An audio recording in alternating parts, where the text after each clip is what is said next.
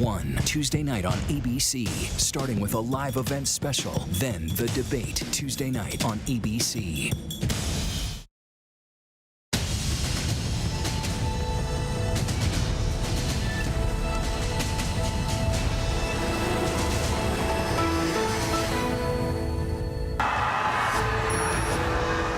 The President and First Lady booed on the steps of the Supreme Court today while paying respects to Justice Ruth Bader Ginsburg. Some in the crowd citing Ginsburg's dying wish of having the winner of the November 3rd election decide who nominates her successor. Suspect arrested. The alleged gunman who shot at least 2 officers now arrested. Protesters clashing with police over the grand jury's decision to not charge Louisville police in Breonna Taylor's death. Demonstrations in cities across the country. And now a Seattle police officer is on leave after video appears to show him ride a bike over an injured protester's head. President Trump threatens to reject the FDA's plan to toughen guidelines for vaccine approval, saying the plan, quote, sounds like a political move. This as both Democrats and Republicans are pushing back after the president refused to promise a peaceful transition of power if he loses the election. A woman police say refused to wear a mask at a youth football game and then refused to leave, tasered by a police officer while appearing to resist arrest. Inside India's COVID crisis, how one of the most populated places on earth is handling the soaring infection rate. We'll take a look from the perspective of overworked ambulance staff. And we take you to one of the ends of the earth where the effects of climate change are rapidly changing and threatening the lives of indigenous people of the Arctic. As the ice melts, so does their way of life. But as Ginger Z reports, it's not too late. Good evening, everyone. I'm Lindsay Davis. Thanks so much for streaming with us. As night falls, officials across the country are bracing for more demonstrations and unrest. Palpable pain parading down city streets across the country. Many angered, frustrated, and hurt at the idea that there would be no charges for the death of a black woman, only charges for the endangerment of her white neighbors. And so they march. Those protests in at least one isolated incident last night did turn violent. 2 officers in Louisville were shot and wounded. This nation, already on edge, is now even more divided as Taylor's family demands transparency into just how the grand jury made its decision. We begin again tonight with Alex Perez. Tonight, Louisville and cities across the country bracing for possibly another night of protest after the grand jury's decision to not charge any of the officers involved in Breonna Taylor's shooting with her death. Breonna's family lawyer today demanding the release of the grand jury transcript, which the Attorney General has already said would not be made public. Today, Kentucky's governor, however, saying that transcript can be released. They want to know what evidence did Kentucky Attorney General Daniel Cameron present to that grand jury? Did he present any evidence on behalf of Breonna Taylor? Say her name! That grand jury decision sending protesters coast to coast to the streets, most peaceful, some violent. In Louisville, 2 officers shot and injured. Suspect Lorenzo Johnson now facing multiple charges, including 2 counts of first-degree assault. Police declining to say whether he was a protester. In Seattle, a criminal investigation requested after this video showing an officer pushing his bike over a protester's head. That officer now on leave. And tonight, more questions about that search warrant that led the 3 officers to Breonna's apartment the night of March 13th. Authorities have said they believed a former boyfriend of Breonna's, an alleged drug dealer not living in her home, was using her address for trafficking. But he was already in custody before officers arrived to her home, and drugs were never found in the apartment. The family's attorney says the affidavit to get that warrant said the postal inspector's office was inspecting packages to Breonna's home as part of a trafficking probe, something the postal inspector denies. The Kentucky Attorney General saying his investigation found the 3 cops were not involved in obtaining the warrant. They were called into duty as extra personnel to effectuate the service of the search warrant. The grand jury charging now former officer Brett Hankison not with Breonna's death, but with wanton endangerment for allegedly shooting aimlessly at another apartment in the complex. Breonna's family attorney questioning why charges for shooting at her white neighbors, but not at Breonna. There was no wanton endangerment charge for bullets that went into Breonna's apartment, nor were there any charges of wanton murder for the bullets that went into Breonna Taylor's body, nor were there wanton endangerment charges for Breonna's black neighbors who had bullets going to their apartment above her. Late today, the Louisville Police Union releasing a statement calling the investigation into the incident thorough and unbiased. Activist and attorney Sadiqa Reynolds has been here protesting for months. With the Attorney General's announcement, part of our hope died. Our hope that someone finally would see us, would value us. Tonight, Louisville authorities preparing for possibly more demonstrations. The mayor here pleading with protesters. You're going to demonstrate, please do so in the daylight hours. Come out, be peaceful, be heard. Those calls across the country for peace. Now let's bring in Alex Perez, who is on the ground there in Louisville. And Alex, those two officers who were not charged and not fired, they're still under review by the police department, correct? Yeah, Lindsay, we learned today from authorities that they're now on administrative leave. They, along with 4 others, are now part of an internal investigation to determine if they violated department policy, and they could now face termination. Lindsay? And Alex, what are you seeing currently on the ground there? Is the city still bracing for more unrest? Yeah, Lindsay, you might be able to hear some of the choppers, helicopters above me here. The city's still very much in a posture of high alert. The mayor today saying they were going to extend the overnight curfew through the weekend and that government buildings here would be closed until Monday morning. The city, as you heard the mayor say there, calling for peaceful protests, but very much preparing for anything that's to come. Lindsay? Alex Perez on the ground in Louisville. Thanks so much, Alex. And now to President Trump's refusal to commit to a peaceful transfer of power if he does not win the election. This after he's repeatedly suggested without evidence that the balloting will be flawed. Republicans are making assurances that the peaceful process will happen, many without criticizing the president's remarks. Our Jonathan Karl reports in from Washington. A vivid display of our divided nation. President Trump booed loudly on the steps of the Supreme Court as he pays his respects to late Justice Ruth Bader Ginsburg. The boos turned into chants of "vote him out." The president sparked outrage after refusing to say there would be a peaceful transfer of power if he loses the election.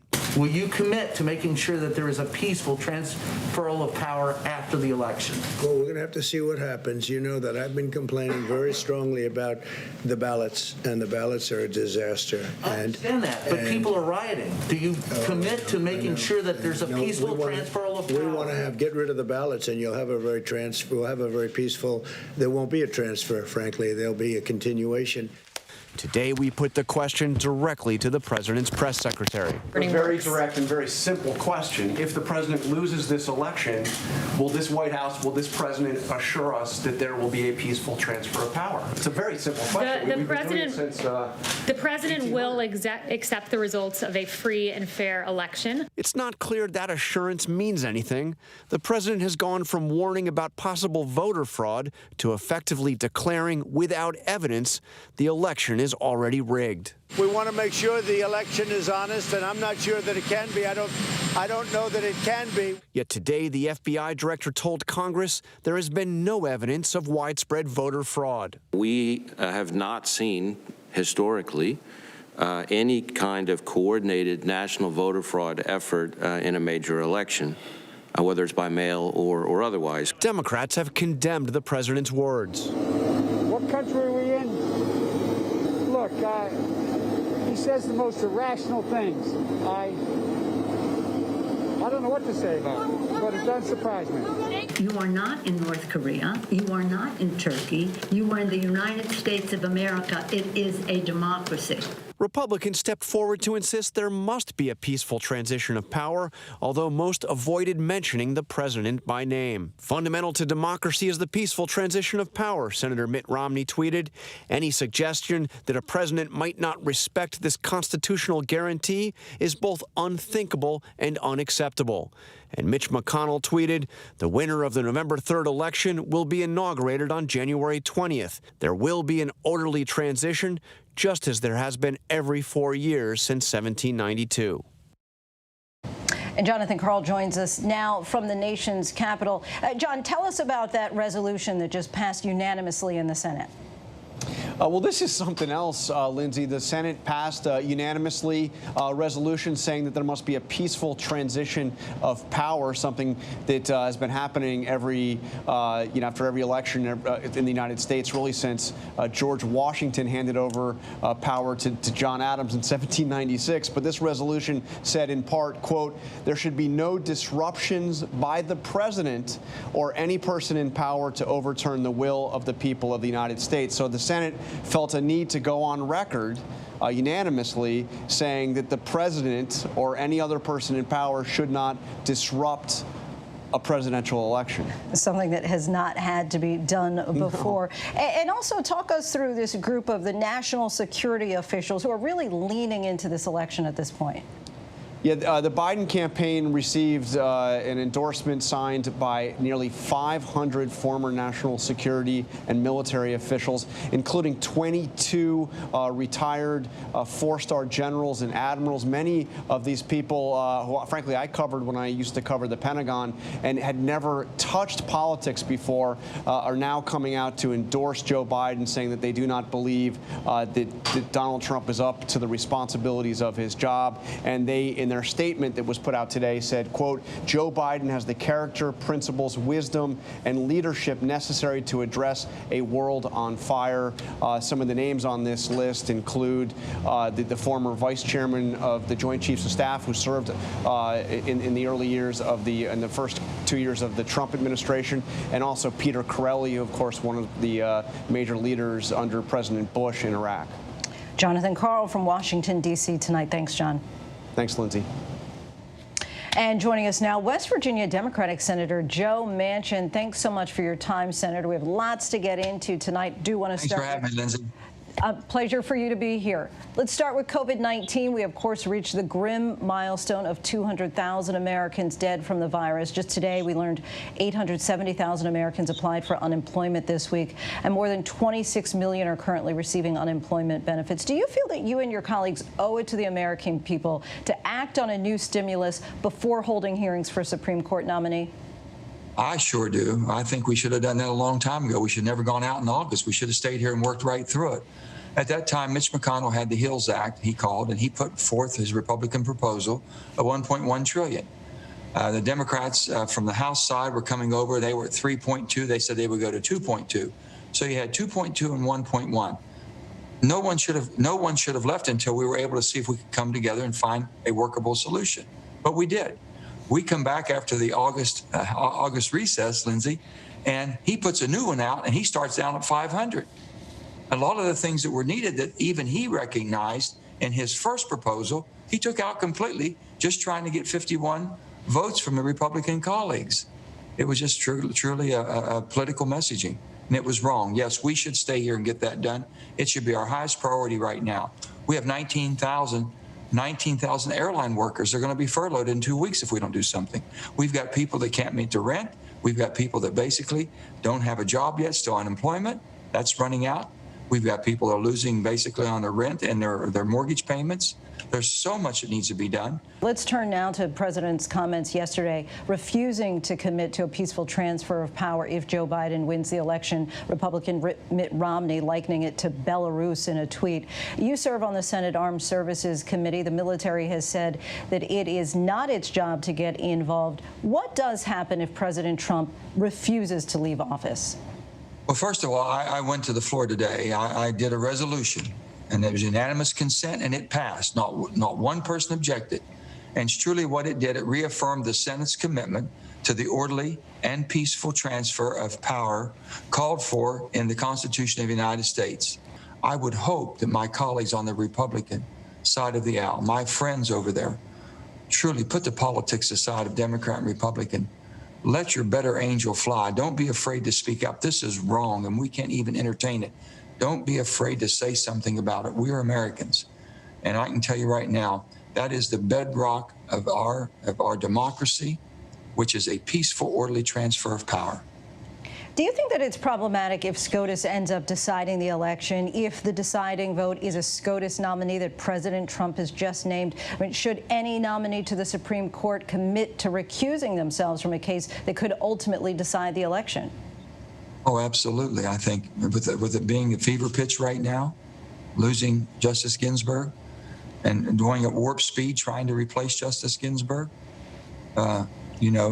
I can't believe the hypocrisy that goes on. That all of my colleagues on the Republican side, back in 2016, when Merrick Garland, Judge Scalia died in February of 2016, Merrick Garland was put up in March, and every one of them to a T said the people should have a right to have say in this.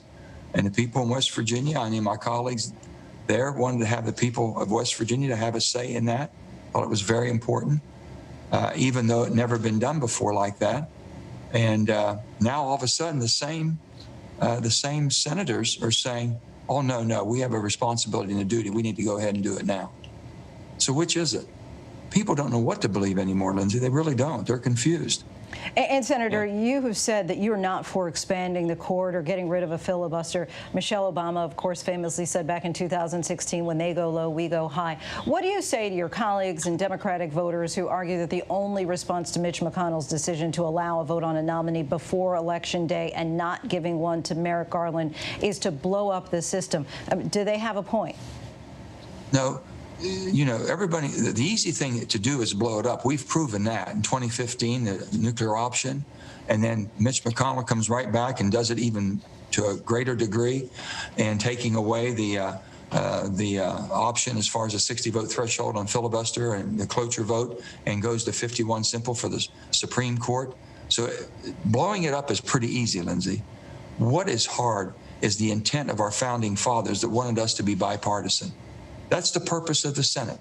The House is the hot tea. Sometimes you can't drink it when it's that hot because it's simple majority in the House. Then it goes over to the Senate, and the Senate's a saucer that cools the tea off, so it can be drank. So you've got to have that balance. It's the balance, and we are the balance. We should be the balance. And right now, we're not acting as that at all. And having the president basically sowing seeds of discourse, inflaming, and fanning the seeds of division. It's something that none of us ever thought we would see. From the leader of the free world to see what we're dealing with. Never, ever in my life.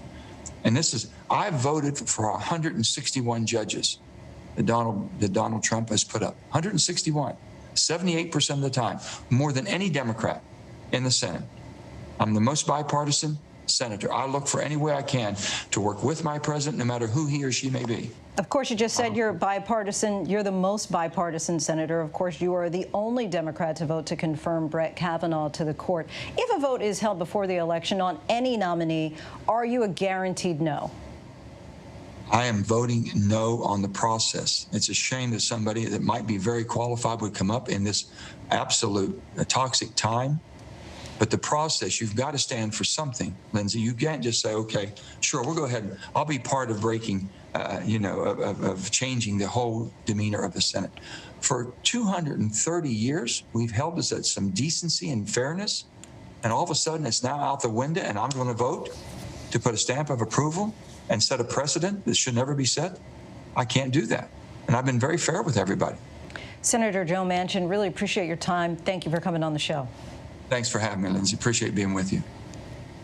Tonight, President Trump is now threatening to overrule the FDA if he does not approve of the FDA's tougher guidelines on a potential vaccine. Today, Dr. Anthony Fauci said, I would back the scientists. And some states are now saying tonight that they don't trust the federal government and they'll have their own review of the vaccine. Our Mary Bruce reports.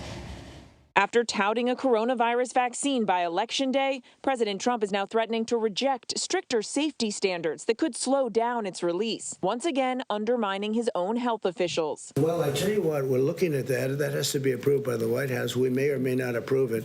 That sounds like a political move. Tonight, 4 vaccines are in their final trials, but new rules from the FDA would reportedly require drug makers to monitor trial volunteers for an additional 2 months. Dr. Anthony Fauci coming to the FDA's defense. If they look at it and say, we really feel strongly we should go this way, I would back the scientists. I would have to do that as a scientist. Fauci said they may not need the additional monitoring if the vaccine is overwhelmingly effective, but stressed if they go ahead with it, it is only to ensure the safety of the vaccine. To get rid of completely any further waiting for safety, I think most scientists would say no. You really got to be careful. The FDA declined to comment on the president's threat, but just hours earlier, testifying on Capitol Hill, the FDA commissioner was adamant they are being guided by science, not politics. Our thorough review processes and science will guide our decisions.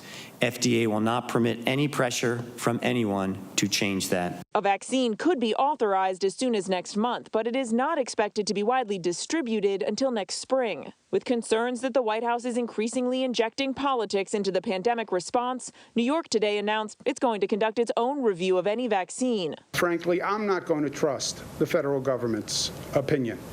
And I wouldn't recommend to New Yorkers based on the federal government's opinion. Tonight, at least 5 other states and Washington, D.C. have also said they would conduct their own evaluations before distributing a vaccine. With 202,000 Americans now dead, officials are predicting up to 23,000 more dead by mid-October. And now we're learning about a large study out of Houston that is not peer-reviewed, saying the virus mutated and could be more contagious. But so far, there's no evidence it's more deadly. Well, potentially even more contagious than we originally thought. Mary Bruce joins us now from Washington. So, Mary, what's the bottom line here? Does the president have the power to overrule the FDA? Well, we've been looking into this, and it seems essentially, yes, he does have this power. When the FDA puts out these guidelines, they're what's known as a policy document. That is then reviewed by the Office of Management and Budget, which is an extension of the White House. So the president does have some power here and authority, if he wants to overrule the FDA here. But we did hear, of course, today from the Health and Human Services Secretary, Alex Azar, insisting that politics will play no role whatsoever in the production of a vaccine. And yet you are seeing this growing number of Americans skeptical of this entire process, skeptical of taking a vaccine amid so much mixed messaging. Now even so many states taking matters into their own hands, saying they will do their own reviews. Lindsay. All right, Mary Bruce, thanks so much.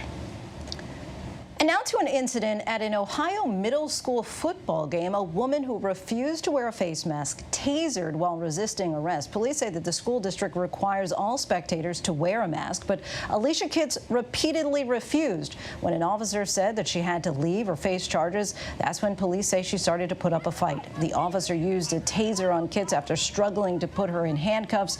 She was eventually cuffed and removed from the stand to the shock of many spectators. Police stressed that Kitts was not arrested for refusing to wear a mask, but for trespassing and refusing to leave.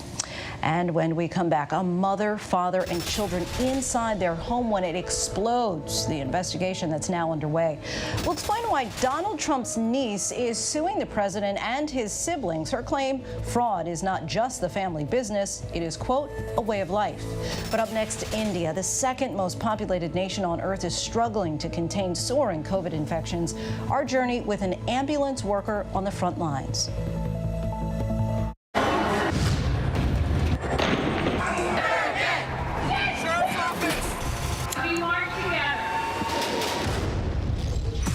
The most powerful stories of our time, anytime. Nightline. Your mom said, comb your hair. Your dad told you, smarten up. Your dog is judging you right now. And your best friend just called you crazy. We all need someone who'll pull no punches and give it to us straight. Now, imagine getting your news like that. No bull, no spin, just give it to me straight. Straightforward news, straight to the heart of the story. ABC News, straightforward. The Americans here on the ground and the Iraqi 18,000 tons. Patatas. Ismail? David. Over ground zero from Hurricane Michael. You can see just home after home. David, nice to meet you. This was your view. My favorite view. Thank you very much. Thank you. Now, with so much on the line, ABC News, America's #1 news, is right there for you live on Hulu with stories of strength, stories of hope. Because now, when it matters most, Hulu has live news. Hulu has live news. Hulu has live news, and that news is ABC News. ABC News Live on Hulu. ABC News Live on Hulu. watch the news you need. Thanks so much for streaming with us. Streaming to all Hulu subscribers right now. Welcome to Disney Plus. Are you ready? Drop in and explore. These are your worlds. Wherever and whenever you want them, you'll find them all here on Disney Plus. Welcome back. Right now, Europe is battling a second wave of COVID. France just recorded its highest daily number of cases yet. In Israel, Prime Minister Netanyahu is imposing a complete lockdown, saying they are approaching the edge of the abyss. But perhaps there is no nation on earth with a bigger crisis than India. They are on track to overtake the U.S. as the nation with the most cases worldwide. How did this happen in a place that initially achieved success containing the virus? Our Ian Pannell brings us this in-depth report. Mohsin Khan used to speed through India's capital to save the living.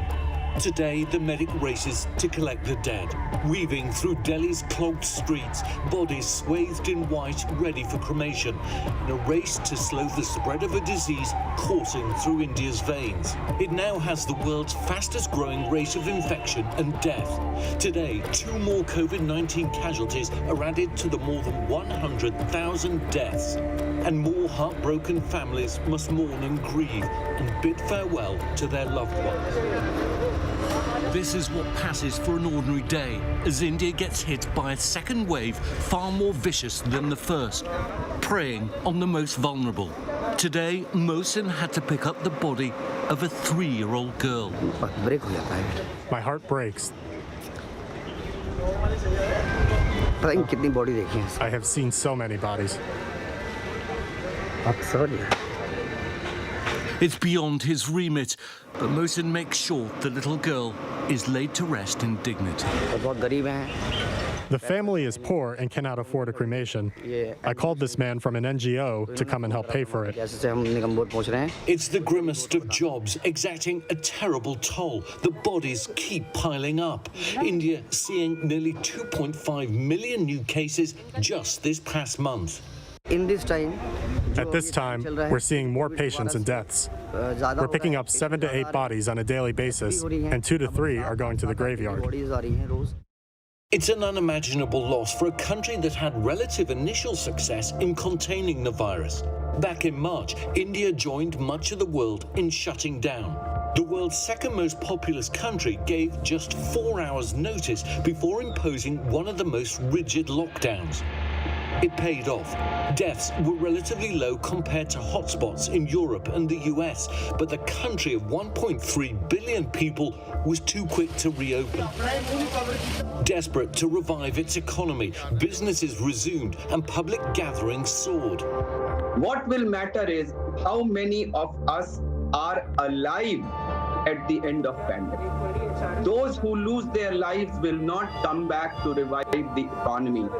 Migrant labourers from the rural areas coming back into the cities were partially to blame for the uptick in infections. And by summer, the pandemic was ravaging its way through the nation's capital. We were in a New Delhi hospital this past June. Doctors in full PPE. Patients hooked up to ventilators. These are the sickest of the lot. The beeping in ICU wards, the soundtrack to a crisis steadily getting worse. He's not waking up. India's cases were starting to climb. This situation is unlike anything which we have seen ever before. We are really struggling and we are trying that we can deliver our best. But yes, it's really tough. The situation wearing on the doctors, but not yet a crisis point.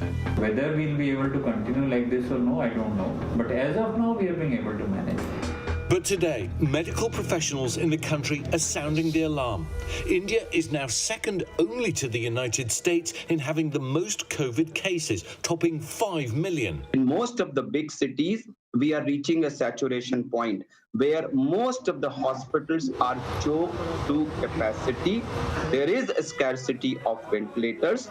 And as the relatively well-equipped cities struggle, the rural areas are finding it even harder to tamper the surge of infection. Much of the frontline care falls on the shoulders of volunteers like Pushpa and Shimlesh Devi, two women with some medical experience going door to door in Badapur. The town's only an hour from Delhi, but it might as well be light years away. Doctors, medical equipment and care all severely in short supply in this densely populated area, so prevention is key. It starts with the most rudimentary form of contact tracing, chalk in hand. The women write how many people live in each household on the doorway with the date, making their rounds through each neighborhood by foot, asking people if they've had symptoms, checking temperatures. It's a community effort where one person answering questions can mean the difference between life and death.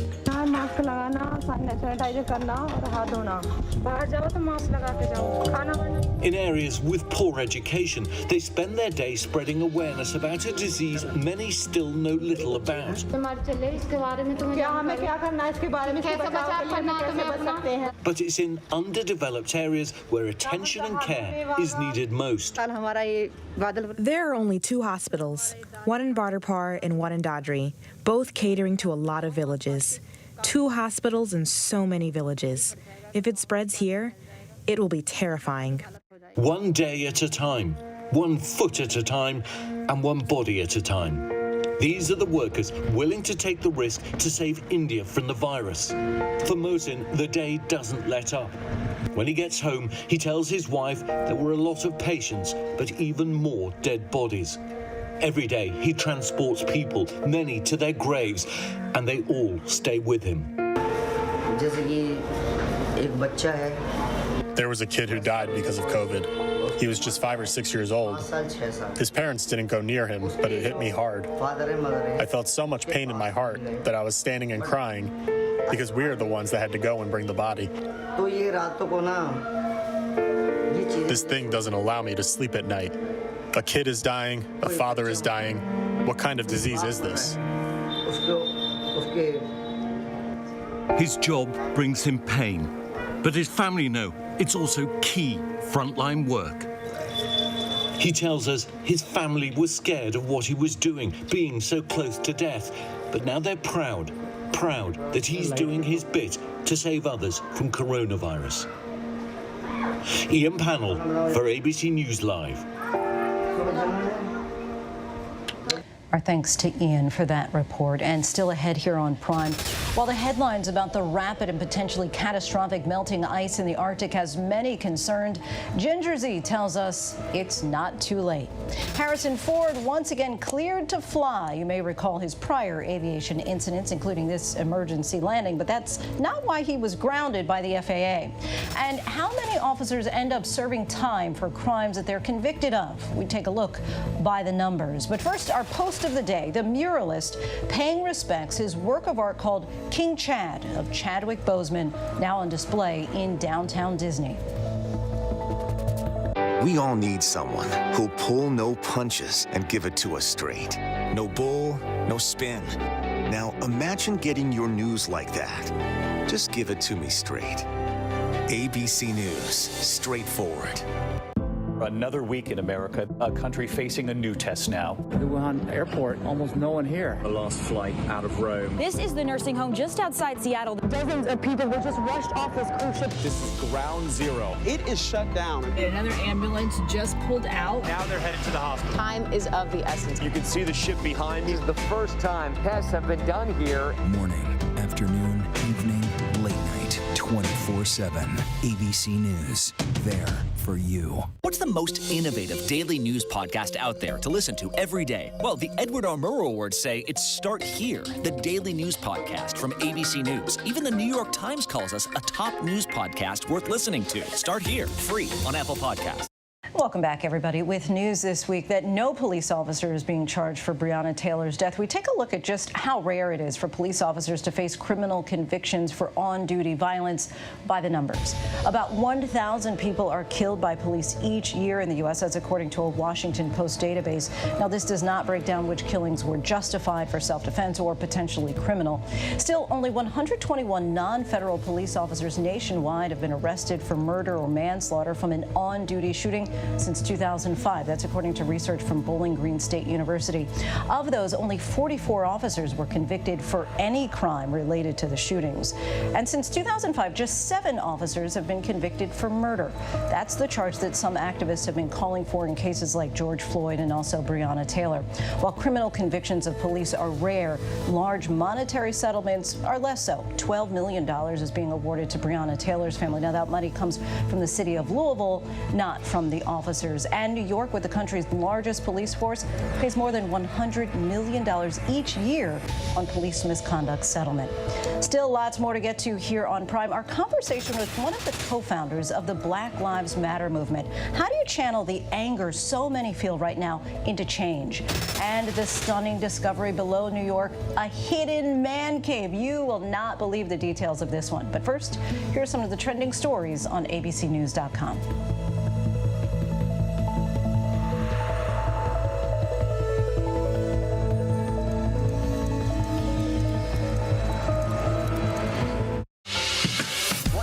Right now, this is part of the eye wall. This procession of migrants goes back 2 miles. There is going to be catastrophic damage. This fire has made a run. You can see those flames shooting up into the sky. We are on the jam-packed red carpet. To the right, guys.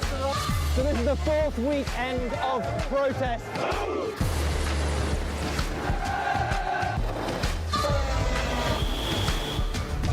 Watch ABC News on location for Facebook Watch. What's the most innovative daily news podcast out there to listen to every day? Well, the Edward R. Murrow Awards say it's Start Here, the daily news podcast from ABC News. Even the New York Times calls us a top news podcast worth listening to. So if you like getting behind the biggest news stories of the day, inside all the details, the backstory, and what will happen next, then listen to Start Here, the daily news podcast from ABC News. It's like no other news podcast out there. Even the critics agree. Listen free on Apple Podcasts. This is what being live is all about. This is ABC News Live, the 24/7 streaming news source from ABC News. Breaking news, live events, streaming nonstop. Original breakthrough storytelling from ABC News, National Geographic, ESPN, and it's all designed differently for you to stream straight to any screen whenever you want. ABC News Live. Streaming everywhere, right to you. ABC News Live. It's that easy to go there. The Americans here on the ground and the Iraqis. 18,000 tons. Patatas. Ismail? David. Over ground zero from Hurricane Michael. You can see just home after home. David, thanks to meet you. This was your view. My favorite view. Thank you very much. Thank you.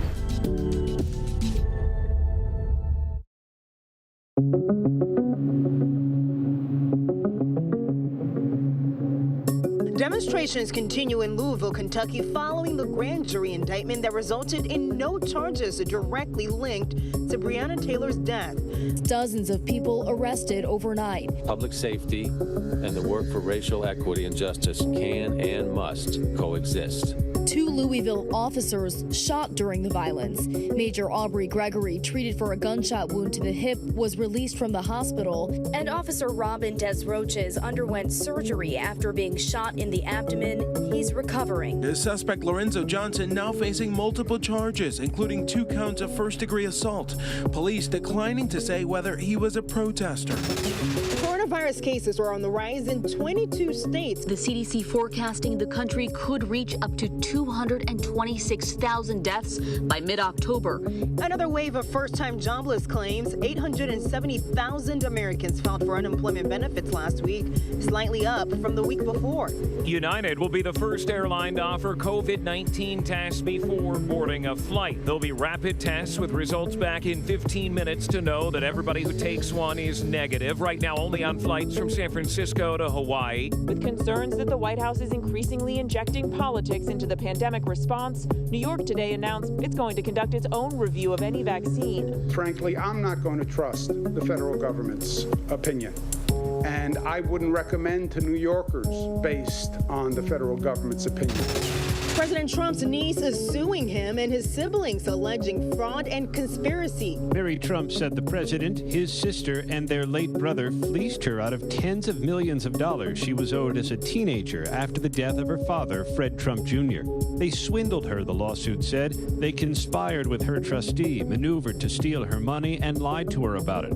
The accusations mirror those in Mary Trump's best-selling book published this summer. The White House has rejected her account. The lawsuit seeks compensatory and punitive damages. Satisfying your sweet tooth while you're waiting online at the grocery store is going to be a lot tougher, at least in one city. The city council in Berkeley, California has voted to ban foods high in sugar and salt from the checkout lines and replace them with healthier snacks. The ban is thought to be the first in the country. Actor Harrison Ford cleared for takeoff. The FAA completing its investigation after Ford mistakenly crossed a runway at California's Hawthorne Airport in April while another plane was on it. He could be heard apologizing to the tower. Hotel uniform, get across that runway now. I told you to hold short. You need to listen up. Excuse me, sir. I thought exactly the opposite. I'm terribly sorry. The 78-year-old has reportedly completed a remedial runway incursion training course. This is not the actor's first flying incident. In 2015, Ford suffered an engine failure just seconds after taking off from a Santa Monica airport. A not-so-pleasurable task for police. A condom confiscation in Vietnam. 345,000 of them seized. Not new, used. These bags of wrapped-up condoms had been reportedly used before. A woman detained in the operation said she would boil them, reshape them to dry, and rewrap them. It's unclear how many were sold. Welcome back. Shock and heartbreak following a tragic home explosion that rocked parts of Oklahoma City. A 14-year-old girl was killed. Her parents and brother were badly injured. Neighbors say the father, who was burned in the blast, was in shock, saying repeatedly in a daze that it happened when he plugged in the coffee pot. He says he was electrocuted and then his house blew up. Investigators say the cause was a propane log lighter inside the fireplace that was not up to code. And we want to turn back to the unrest over the Breonna Taylor case and this national moment of so-called racial reckoning. Joining us tonight is Patrisse Cullors, co-founder of the Black Lives Matter movement, now one of the largest movements in U.S. history. She's also an artist, a political strategist, and an author who's releasing a young adult version of her best-selling memoir, When They Call You a Terrorist. Also, currently on the cover of Time magazine for their 100 Most Influential People issue. Patrisse, thank you so much for joining us. Thanks for having me. So let's start with the Breonna Taylor case. No police officer has been charged in connection with her killing, only for endangering her neighbors. What's your reaction? And does it make a difference that this was the decision of a grand jury made up of everyday citizens and not by officials? My first reaction is deep disappointment and sending all my love and solidarity to Breonna's family and to the people of Louisville, Kentucky. They've had to bear this pain for the last several months, and this is just yet another dagger that goes straight into their hearts, and it's deeply unfortunate. And it's a problem that we don't have any form of accountability for law enforcement who hurt, harm, maim, kill our communities. We need to do better. and our elected and our appointed officials, both locally and at the national level, must stand up for Black life. I want to get into a little bit of nuance, I guess, between the difference between hope and expectation. I can imagine you hoped for a different outcome, but did you expect a different outcome? I hoped, I prayed, I witnessed so many people, from Oprah to Vanity Fair to dozens and dozens of celebrities, to regular folks, say Breonna's name and call for a very specific demand. I really witnessed all of that and thought maybe this time there'll be some reckoning. But yeah, this is the unfortunate result that I expected. And so many times Black people expect the result that is a result that has everything to do with not receiving justice. Let's also address the violence at some of these protests, like the 2 Louisville police officers shot last night. How do you make sure that your message of nonviolence is followed? And in a larger sense, how much control or influence do you and the other Black Lives Matter organizers have over the demonstrations at this point? Well, I want to, really talk to folks who are out in the streets protesting. We've been protesting for hundreds of days now since the murder of George Floyd. So many people have put their bodies on the line to show up for Black lives. I think that our movement has always called for justice. We've always called for peace. And we've always really named that our work is the work of ensuring that law enforcement is peaceful, that law enforcement doesn't hurt and continue to kill our community members. And you launched the hashtag Defund the Police, and you're also working on a federal bill called the Breathe Act that reallocates police funds to community care programs. How can you be sure that this type of divestment won't make communities less safe? I mean, many people are already pointing to a surge in gun violence in America's largest cities. Well, the surge, those are questionable statistics. So I want to, be careful about what we say is being said, because what we do know is that public safety does not boil down to a badge, a gun, a courtroom, or a jail. Public safety actually boils down to people having access to healthy food, having access to adequate housing, having access to jobs, having access to mental health care and drug and alcohol treatment. Those are the things that our community so desperately need, and we are often not receiving it. Instead, if you look at our budgets, if you follow city, county, state, and national budgets, our budgets are largely giving more and more dollars to police and law enforcement, and we got to change that. And while we're talking about defund the police, why did you choose those dramatic words instead of perhaps more subtle language? Because, as you know, it's the word defund the police that some people have a hard time with. And then in some cases, it causes them to dismiss the Black Lives Matter movement altogether.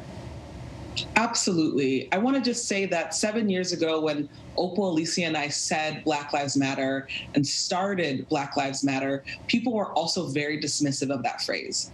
People thought it was divisive, that, we would get more results if we changed the name.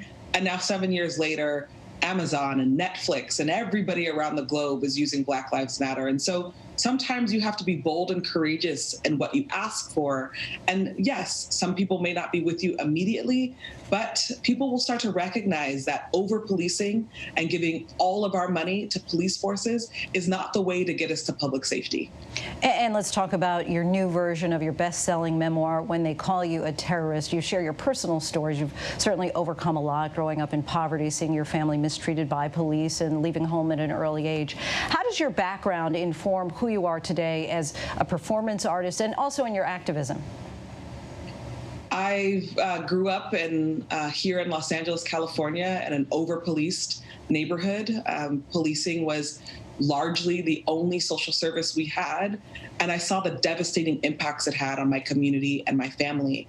And I knew that there was something different. I knew that we deserved more than what we were getting. And so my activism and my artwork are extensions of my political values. I believe that all Black lives matter. I believe that we deserve to not just live and survive, but thrive. And I believe that because I grew up in a community that was not receiving very much from our local government and our national government. You're writing, of course, to young children this time around. What kind of racial justice do you think that these young people could achieve in their lifetimes?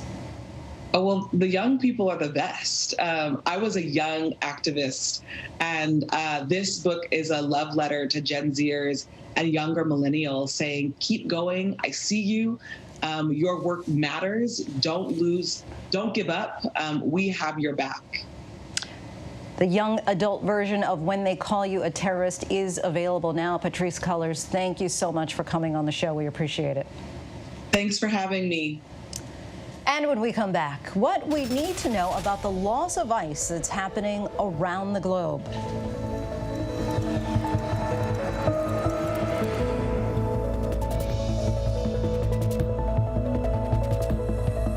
Friday nights, 9/8 Central. True crime, cinematic, real-life drama, stunning, the unthinkable. Follow the clues. The Hunt. True crime. 2020. Friday nights, 9/8 Central on ABC.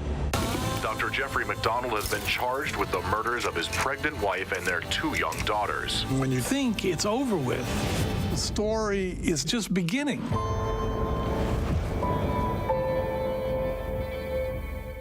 The world may feel out of your control, but your happiness doesn't have to be. Learn the secrets to happiness. Listen to the 10% Happier podcast, free on Apple Podcasts.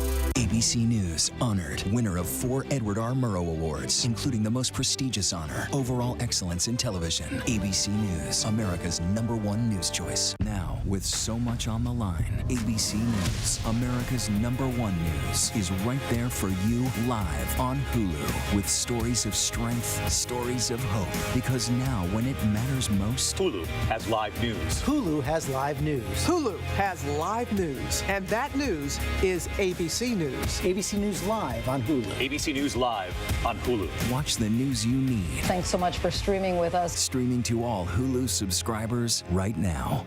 ABC News, America's #1 news source. Straightforward news, straight to the heart of the story. ABC News, straightforward.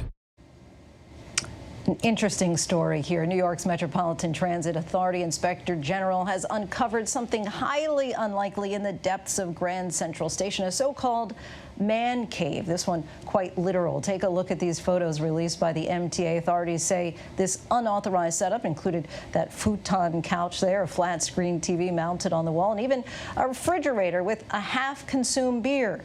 The Office of the Inspector General received an anonymous tip back in February of last year claiming that 3 Metro North workers had been using the unauthorized break room to get drunk and party. They denied the allegations but have been suspended without pay. We turn now to the Arctic. Just this week, the National Snow and Ice Data Center announced this year's Arctic sea ice shrank to the 2nd lowest in recorded history. And it's not just polar bears that will suffer. In this week's It's Not Too Late, our Ginger Z takes a look at how Native Indigenous communities are fighting to protect their land.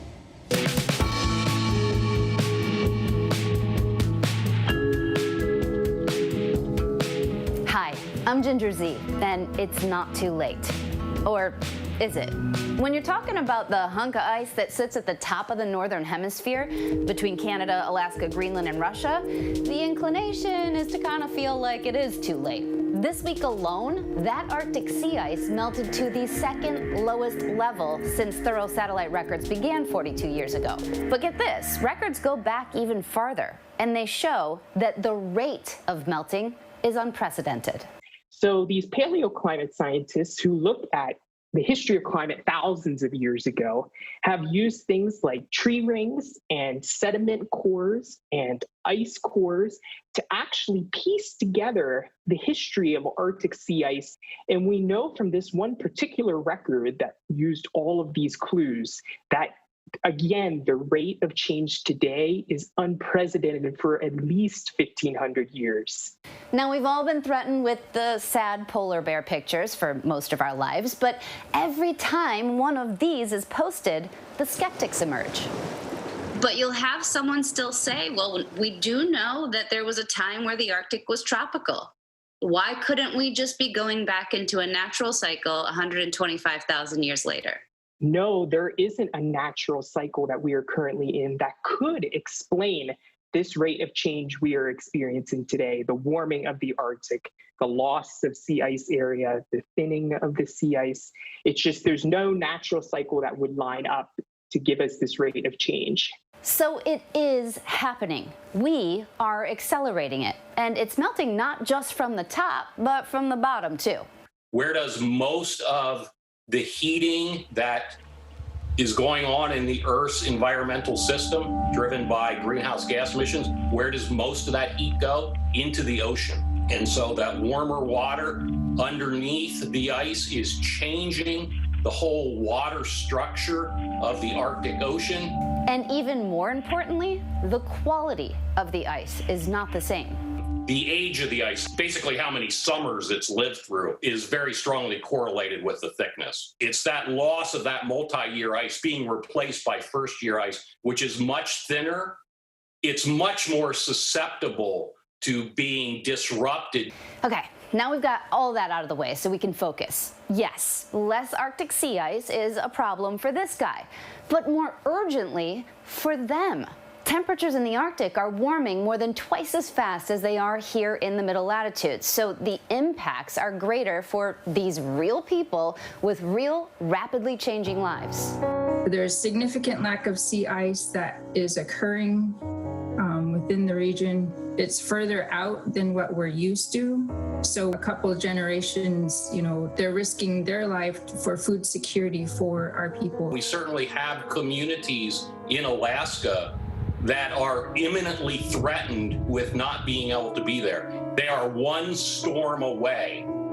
If everything goes wrong, those communities will not be inhabitable as they are now.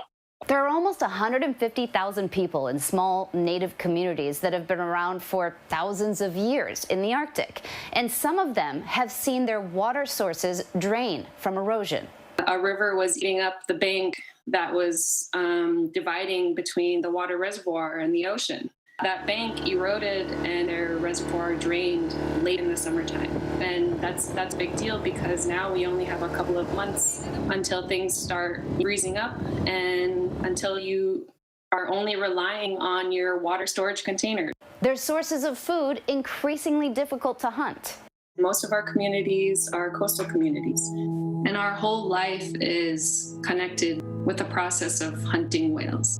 One of the biggest changes that we're experiencing as a community is the sea ice, the changes in sea ice patterns and learning how to navigate those to safely hunt. The sea ice conditions are just too dangerous. And life as they know it changed forever. We had very low sea ice during the winter in the Bering Sea, which is between Russia and Alaska. And one of these communities relies on this strip of sea ice as an airfield to fly in supplies during the winter because there's no roads. But because the ice was so low that year, they took a picture of what normally is the airport, and it was just open water. So we are seeing all of these impacts to communities that live along the Arctic, and it's happening all throughout the course of the year. The plight of the people who take the brunt of our changing climate are featured in The Last Ice. It's a documentary directed by Dr. Enrik Sala for National Geographic. In these last years, to be a hunter has become very hard. It started as an environmental film. We wanted to see what was the effect of the loss of ice on the animals, but it ended up being a film about indigenous rights, about the livelihoods, the culture, the traditions of the Inuit of Canada and Greenland, and how climate change is affecting them. And of course, the animals are key to their traditions and to their livelihoods and their food system. So it is all about the Inuit. And that's just it. These folks have adapted for millennia. It's up to us now to help them adapt and to slow our carbon roll. Our indigenous cultures have been here for millennia. They're adaptable. But the rapidity of the change that we're seeing now, that's going to be a stress on all human cultures. For people who are not from the Arctic, you know, you can take out a person from these places, but you really cannot take out the essence, the holistic connection.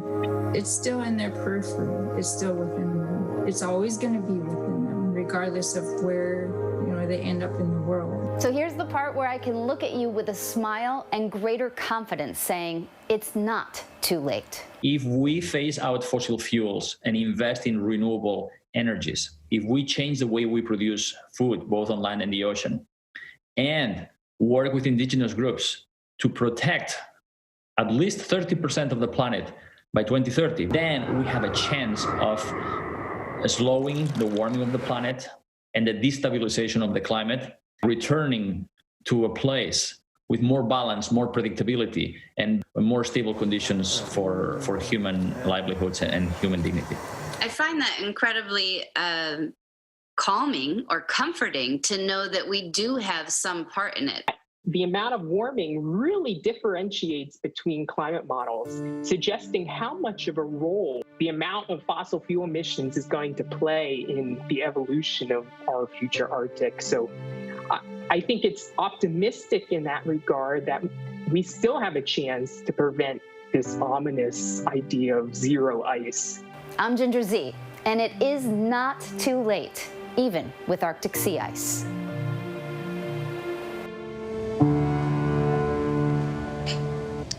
National Geographic's documentary, The Last Ice, will be released next month. And we should mention that National Geographic is a division of the Walt Disney Company, the parent company of ABC News. And before we go tonight, our image of the day, a reminder that elections are now underway in more than a dozen states. If you live in one of them, make sure your voice is heard. And if you need to, still register to vote. That is our show for this hour. Be sure to stay tuned to ABC News Live for more context and analysis of the day's top stories. I'm Lindsay Davis. Thanks so much for streaming with us, and good night.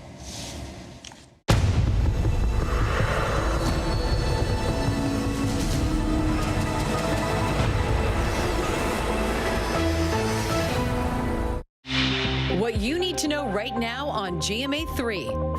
Clashes and cries for justice across the country.